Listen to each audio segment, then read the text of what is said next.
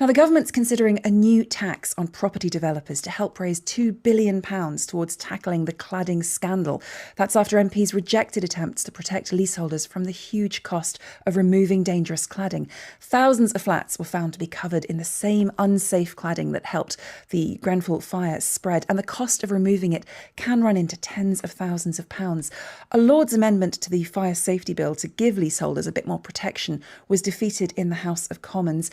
Stephen Rose has a leasehold flat in Runcorn and explained how he's been affected. I bought my apartment for 77,000. Now they've told me the apartment isn't worth anything. If anything, it's probably worth half that.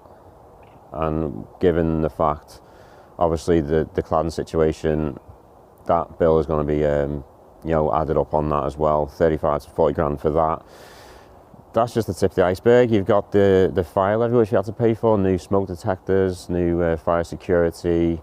That was a £1,200 bill last year. Service charges have gone up. They doubled originally.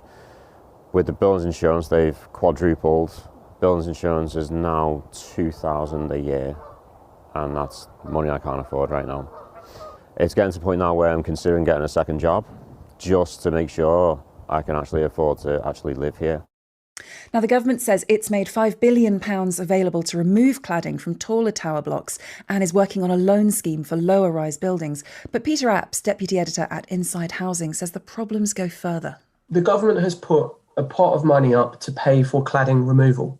And they've said in all buildings above 18 metres that they will cover the cost of that. The problem is that buildings have far more wrong with them than cladding removal. That's just one, in some cases, quite small part of the work. They need lots of internal defects fixed. Some buildings need fire barriers taken out and put back in, and all kinds of other things.